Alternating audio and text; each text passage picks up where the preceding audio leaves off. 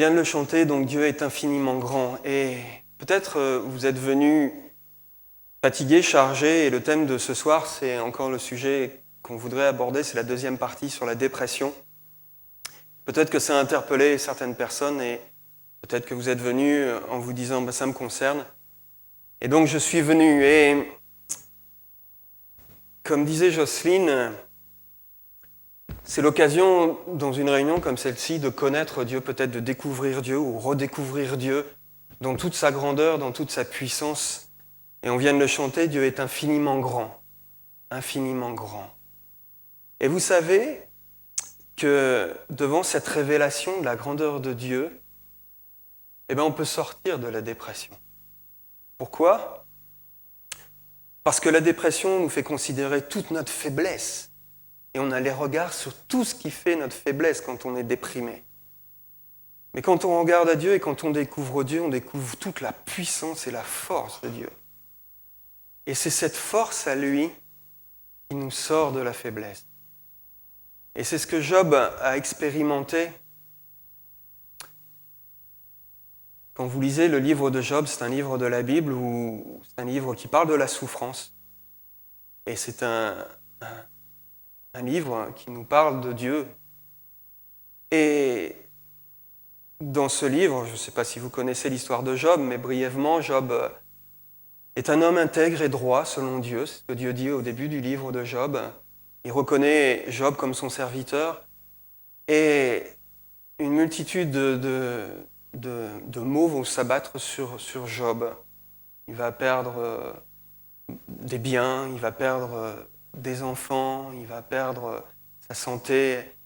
Et tout va s'accumuler et tout va s'abattre sur sa vie. Et Job ne comprend pas. Et Job, au départ, va lever un peu la voix envers Dieu et il va, sans s'attaquer directement à Dieu, il va dire « Mais pourquoi je suis né ?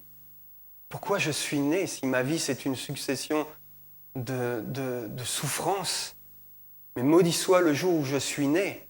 Et puis il dira même « Mais je crie à Dieu et Dieu n'entend pas ma voix. » Et ça peut être l'état de quelqu'un parmi nous ce soir qui a dit « Mais Dieu n'entend pas ma voix » et vous êtes venu peut-être sans conviction. Et pourtant Dieu entend la voix de celui qui crie. Il entend la voix de celui qui crie à lui. Et il n'est pas indifférent. Alors on a parlé de la grandeur de Dieu, on a parlé du fait que Dieu était infiniment grand. La Bible dit qu'il est redoutable aussi. Et oui, Dieu est redoutable et personnellement, je crains Dieu. Je crains Dieu. Je crains Dieu parce que je sais que sa parole s'accomplit toujours.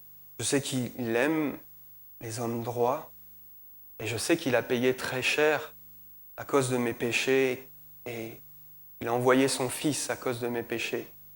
Et j'ai la crainte de Dieu parce que je sais que ses conseils sont précieux et je sais que s'éloigner de sa parole, s'éloigner de sa personne, s'éloigner de lui, nous emmène dans bien des désordres et des chaos. Et Dieu reproche parfois à l'homme cela. Je ne peux pas, dans le cadre de la dépression, effacer cet aspect de la nature de Dieu. D'ailleurs, à la fin du livre de Job, Dieu ne se lamentera pas avec Job. Il ne va pas se lamenter avec lui. La première chose qu'il va lui dire, allez, viens maintenant.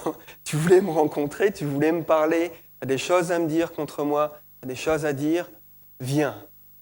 Ceins-toi les reins et viens, vaillant, je ne sais plus comment il dit exactement, mais vaillant héros ou vaillant Job, on va dire.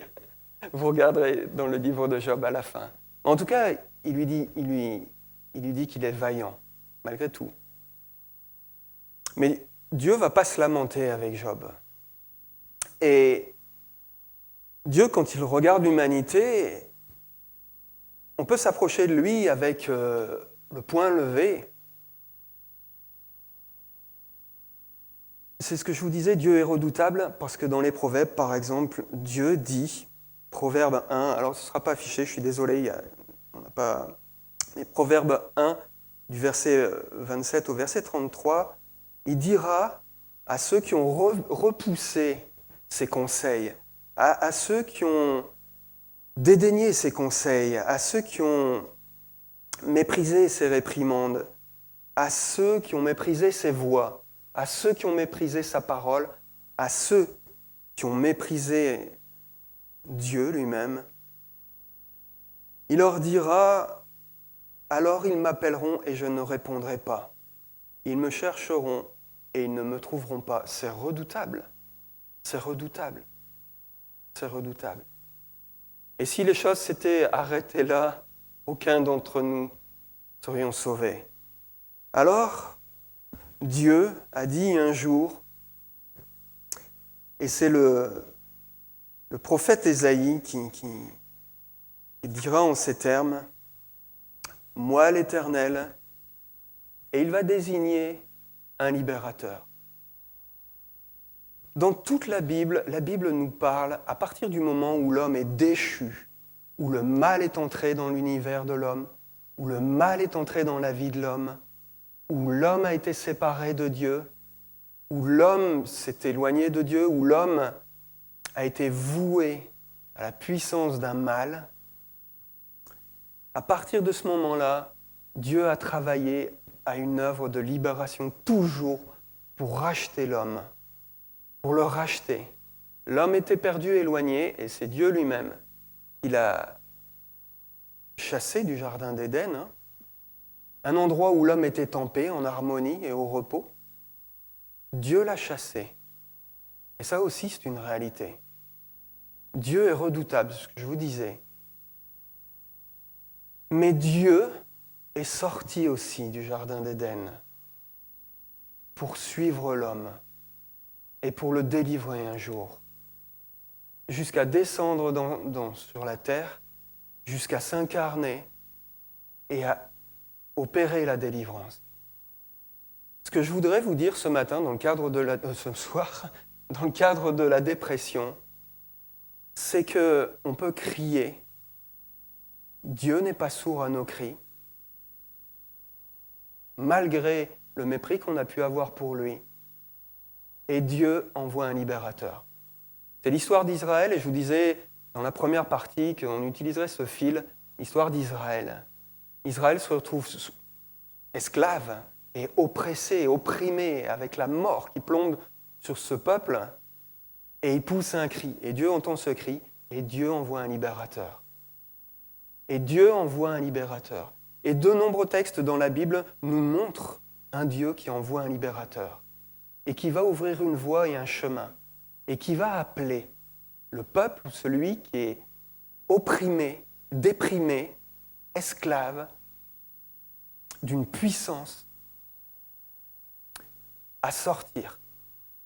Et on l'a chanté tout à l'heure, ça parlait de sortir. Et donc Ésaïe a dit, « Moi l'Éternel, je t'ai appelé pour le salut. Et je te prendrai par la main, je te garderai et je t'établirai pour traiter alliance avec le peuple, pour être la lumière des nations. » Là, il parle du libérateur qui va venir. « Pour ouvrir les yeux des aveugles, pour faire sortir de prison le captif et de leur cachot ceux qui habitent dans les ténèbres. » Ça parle, je pense, aux déprimés. Parce que la dépression est comme une prison, un cachot, comme un étau. Et Dieu a envoyé un libérateur, et Dieu envoie un libérateur. Et le prophète Ésaïe dit, « Au nom de l'Éternel, je suis l'Éternel. C'est là mon nom, et je ne donnerai pas ma gloire à un autre, ni mon honneur aux idoles. » Je ne sais pas dans quoi vous avez placé votre confiance jusqu'à présent. Si ce n'est pas en Dieu, sachez que Dieu dit, moi je suis l'Éternel. C'est moi qui délivre le captif, c'est moi qui libère. C'est là mon nom. Et je ne donnerai pas ma gloire à un autre. Je ne sais pas en qui vous avez passé votre confiance, qui vous avez suivi, peut-être.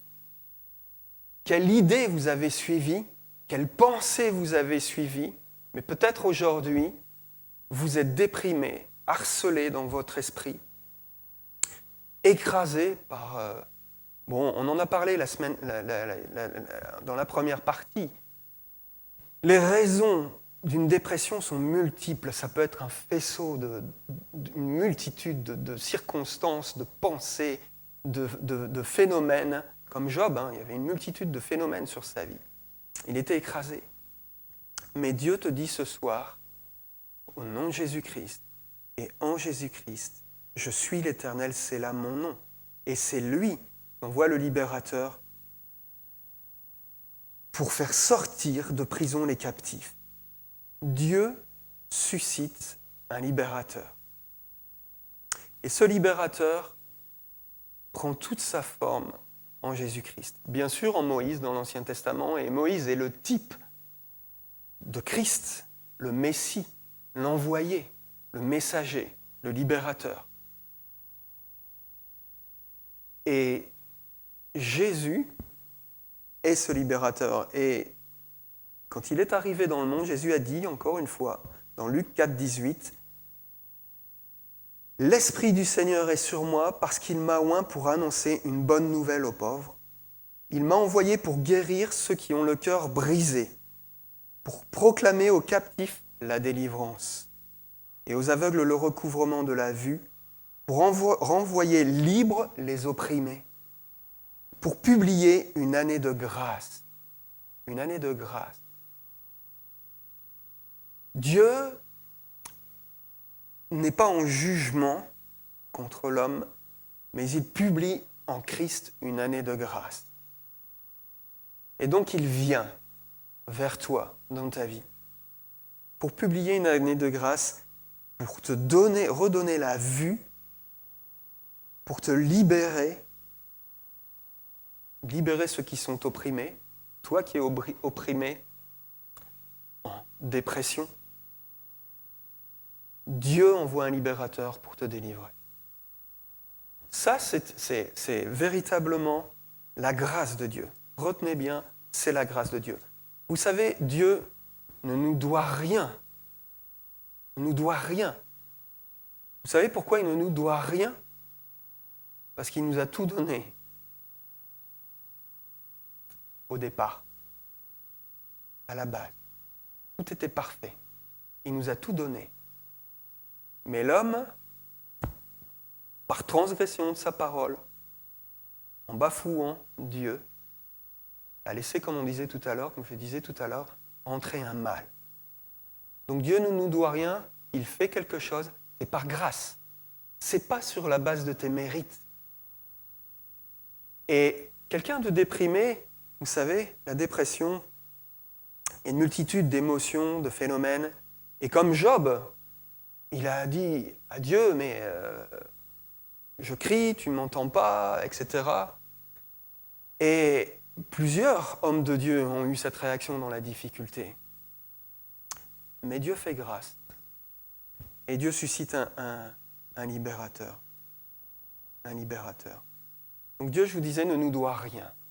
Mais tout ce qu'il fait, c'est par grâce. Alors ne vous appuyez pas sur vos mérites, sur ce que vous avez pu bien faire. Comptez sur sa grâce. Et simplement levez la main et tendez votre main vers lui. Pourquoi je dis ça ? Parce que l'homme a une responsabilité dans le fait de sortir de la dépression. S'il n'a pas le pouvoir, il doit au moins avoir le vouloir. Toujours le pouvoir et le vouloir.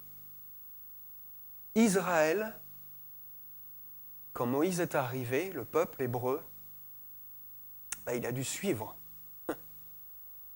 Moïse un moment pour sortir de l'esclavage. Il a dû recevoir Moïse. Et ça n'a pas été évident quand vous lisez les textes. À un moment, ils ont dit, mais alors, attention, c'est encore pire que tout, quoi. T'arrives et c'est encore pire que tout. Et peut-être votre vie peut sembler, quand vous approchez de Dieu, quand le libérateur arrive, les circonstances peuvent être encore pires. Vous dites, mais c'est encore pire qu'avant, je m'approche de Dieu et c'est encore pire. Et c'est ce qui s'est passé pour le peuple hébreu. Moïse arrive et il agit avec puissance, avec la puissance de Dieu. Il y a le surnaturel de Dieu. Et je suis convaincu que pour sortir de la dépression et quand Dieu envoie le libérateur, il est accompagné du surnaturel et de la puissance de Dieu. Attendez-vous au surnaturel de Dieu. Attendez-vous au surnaturel de Dieu. Laissez-le agir. Laissez-le vous montrer sa puissance. Alors la confiance vient et la force vient. Et puis il y a des vagues successives de doutes. Et Dieu remet, agit à nouveau pour nous délivrer, nous sauver. Et le doute revient et on replonge et on repart. Et Dieu se bat contre. Et Dieu agit contre une puissance. Et Dieu va faire fléchir cette puissance. C'est étonnant, mais dans le livre de Job, vous voyez qu'au départ, dans le livre de Job, c'est Satan qui intervient. Et Satan est souvent représenté comme un serpent, comme une puissance. La Bible parle du serpent, du monstre marin. Enfin, ce sont des images, vous comprenez bien. Satan n'est pas un monstre marin au fond des mers. C'est une image, mais d'une puissance sinueuse. Et la Bible l'appelle, ce monstre, à certains moments, le Léviathan. Le Léviathan. Et Léviathan, c'est le terme qui est utilisé pour parler du crocodile et parler du serpent. Et on retrouve cette idée dans toute la Bible. Et à la fin du livre de Job, Dieu ne va pas parler de Satan, mais bizarrement, il va parler du crocodile. Il va parler de 2 animaux. C'est étrange. Pour sortir Job de sa dépression, il va lui parler de 2 animaux. Et il va lui montrer que le crocodile, le Léviathan, qui est redoutable, qui est une puissance redoutable, et je vous invite à lire la fin du livre de Job, vous verrez la description qu'il fait de cette puissance redoutable, qui n'a peur de rien, qui ne craint personne, et qui agit terriblement. Eh bien Dieu dit, c'est moi qui l'ai créé. C'est moi qui l'ai créé. Et Dieu est en train de dire à Job, mais regarde, au-dessus de cette puissance-là, qui est redoutable, c'est moi qui l'ai créé. Et ça va calmer Job. Il va se dire, ok, parce que Job est en proie à cette puissance redoutable qui le harcèle, qui le retourne dans tous les sens, qui le déchire, qui le broie. Et Dieu lui dit, et Dieu à la fin du livre de Job dit, cette puissance, c'est moi qui l'ai créée. Et Dieu a autorité sur toute chose. Jésus a autorité sur toute puissance. Alors ne crains point les puissances qui te harcèlent, parce que Dieu a autorité sur ces puissances. Et Dieu envoie un libérateur dans ta vie. Maintenant, j'aimerais lire avec vous un texte. Un dernier texte pour vous montrer. C'est dans Actes 12, si vous avez vos Bibles, et c'est bien de l'avoir. Je vous invite à avoir une Bible, si vous n'en avez pas, vous procurez une Bible. Lisez la fin du texte de Job.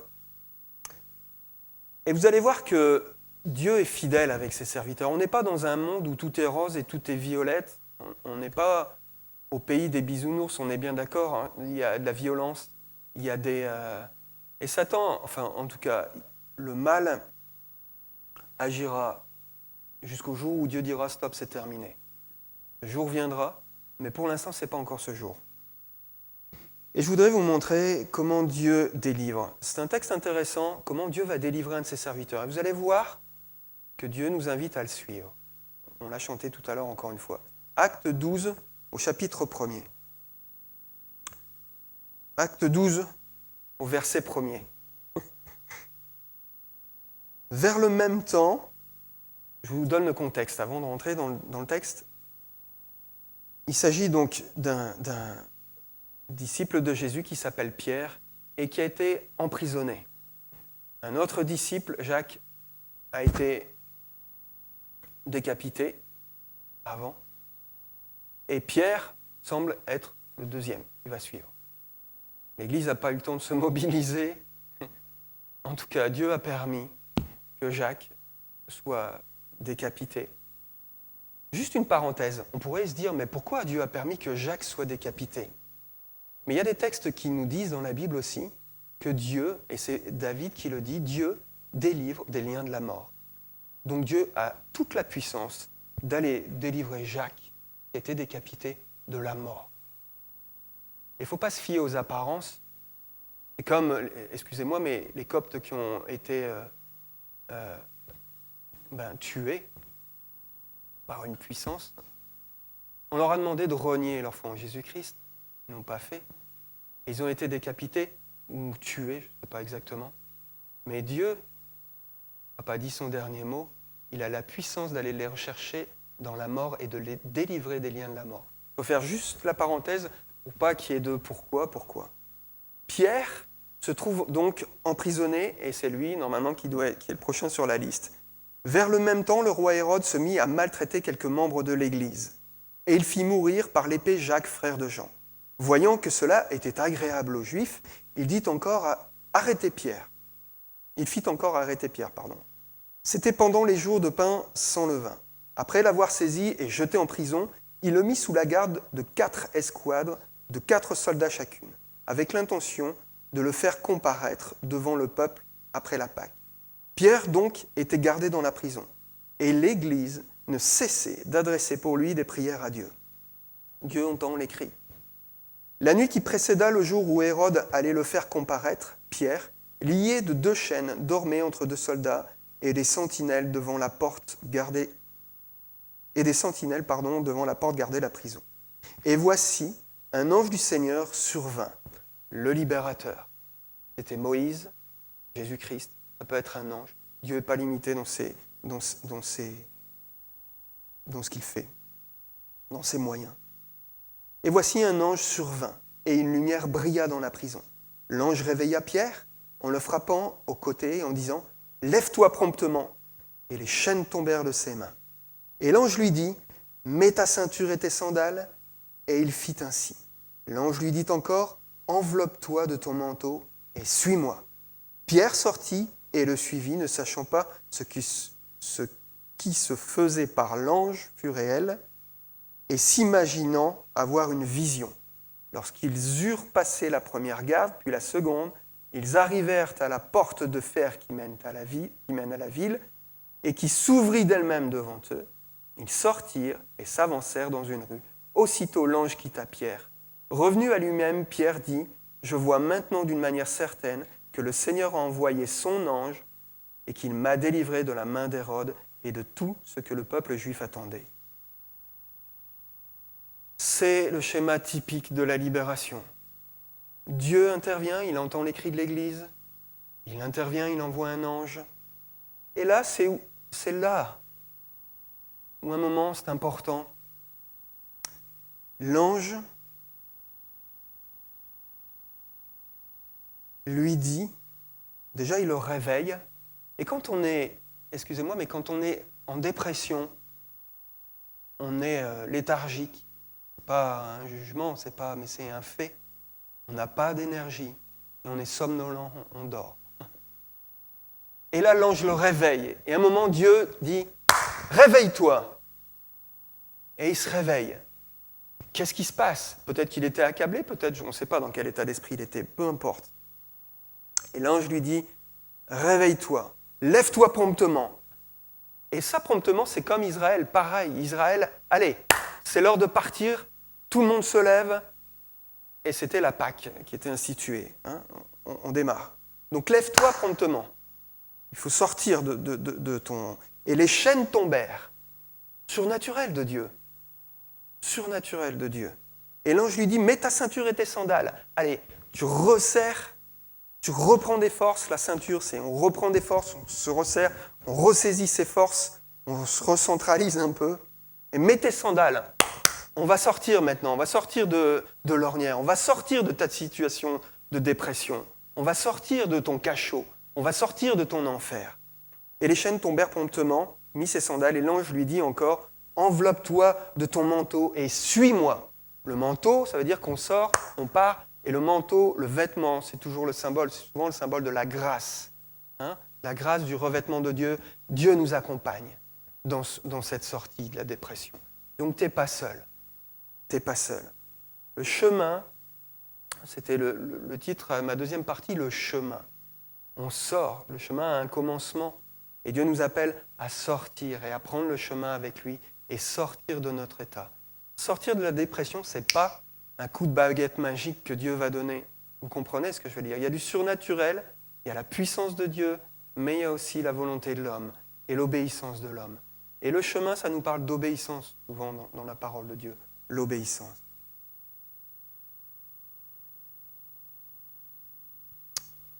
Je voudrais vous montrer que c'est possible encore aujourd'hui de sortir d'un enfer. J'avais 2 illustrations. Je vois que le temps passe, le temps court, mais 2 illustrations qui nous sont contemporaines. Je voudrais vous parler d'une femme qui s'appelle Monique Lépine. Vous pouvez trouver son témoignage sur Internet, elle le dit librement. J'ai eu l'occasion de la rencontrer quand j'étais au Québec dans un cours qu'on avait justement sur le mal et la souffrance. Monique Lépine, je ne sais pas si vous la connaissez, si quelqu'un la connaît. Quelqu'un a déjà entendu parler de son témoignage à cette femme, Monique Lépine. Peut-être ça vous viendra quand j'en parlerai. Cette femme je vais essayer d'être bref parce que le temps passe vite, mais pour tout vous dire, cette femme a traversé un enfer. Elle a cru qu'elle allait mourir. Elle a été accablée, brisée, broyée. Pas par ses propres forces, par les circonstances qui se sont abattues sur sa vie. Elle vivait au Québec. Elle vivait au Québec, elle vit au Québec. Et un jour, elle vivait avec son fils, son mari l'avait délaissée, donc déjà, et un jour elle était partie avec ses valises, avec ses 2 enfants, son fils et sa fille. Et puis elle a vécu, elle était chrétienne, attachée au Seigneur, elle avait une vie d'église. Et un jour, à la radio, on entend un drame. Polytechnique, 13 personnes tuées. Et puis elle entend ça à la radio, elle dit c'est terrible, c'est terrible. Et le soir à l'église, elle dit je vais prier pour les familles et tout ça. Et puis le meurtrier s'était suicidé aussi. Donc on cherchait l'identité du meurtrier, etc. Et le lendemain, elle entend la radio, elle était infirmière, elle était dans l'hôpital, elle était en train de travailler, et son beau-frère arrive et lui dit « Assieds-toi, le tueur de Polytechnique, c'est ton fils. » Et là, tout s'est effondré, elle s'est effondrée, tout s'est effondré. Elle s'est effondrée, elle s'est évanouie, elle s'est effondrée. Je vous passe les détails, elle avait les journalistes du monde entier aux trousses, elle s'est cachée dans une église, ils ont essayé de la protéger parce qu'on voulait des photos, elle a été harcelée. Elle était dans l'horreur, la culpabilité, elle venait de perdre son fils et son fils était un meurtrier et tout son univers s'effondrait, tout son univers s'effondrait. Je passe les détails, elle a vécu pendant des années, meurtrie, brisée. Et pour en rajouter, sa fille a sombré dans la drogue, a fait une overdose, elle s'est brûlée le cerveau, et elle est décédée. Et elle a cheminé comme ça, avec ce fardeau, ce poids, et en s'attachant toujours à l'église, et ça a duré quelque temps, des années. Et jusqu'un jour, elle a dit « j'en peux plus », elle était assise dans l'église, elle a dit « j'en peux plus, Dieu ». Et sa vie se réduisait, ce qu'elle disait dans son témoignage. À un moment, elle était dans l'église, et elle entendait son cœur battre. Et là, il n'y avait plus que son cœur qui battait, il n'y avait plus rien qui existait. Son cœur qui battait. Et elle a cru qu'elle allait faire une crise cardiaque, tellement elle avait une douleur dans le cœur. Et là, elle a vécu un moment avec le Seigneur. Il lui a dit, est-ce que tu veux vivre ou est-ce que tu veux mourir? Et elle a dit, je veux vivre. Et Dieu l'a saisie, et Dieu l'a renouvelée, et Dieu l'a libérée de sa souffrance. Et il en est sur un chemin où elle s'est libérée de cette souffrance, où elle a su en parler, et elle est devenue un témoin puissant de la grâce et de l'amour de Dieu. Elle est régulièrement interviewée sur les ondes de Radio-Canada. Elle visite des églises pour parler de sa souffrance. Elle est allée vers les parents des victimes. Des parents de victimes ont accepté le pardon et ils lui ont pardonné et se sont réconciliés. Vous comprenez l'œuvre de Dieu, vous voyez l'œuvre de Dieu. Elle s'est reconstruite, reconstituée. Elle est sortie d'un enfer. Vous comprenez que Dieu peut délivrer. Une illustration. Que Dieu est tout-puissant, Dieu peut délivrer. Alors on pourrait rester dans des pourquoi et des pourquoi. Mais Dieu sait. Dieu connaît les souffrances. Et Dieu sait. En tout cas, Dieu l'a délivrée. Ce que Dieu a fait hier, ce qu'il a fait dans la vie de cette femme, Dieu nous appelle à sortir de la souffrance. Dieu nous appelle à sortir et nous envoie un libérateur. Et nous envoie un libérateur.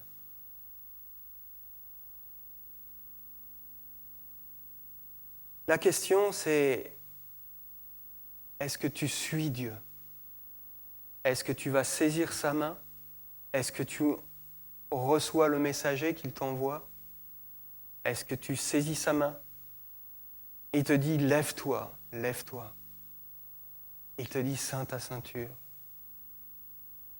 Resserre les liens, ressaisis-toi. Prends courage. Et on va sortir.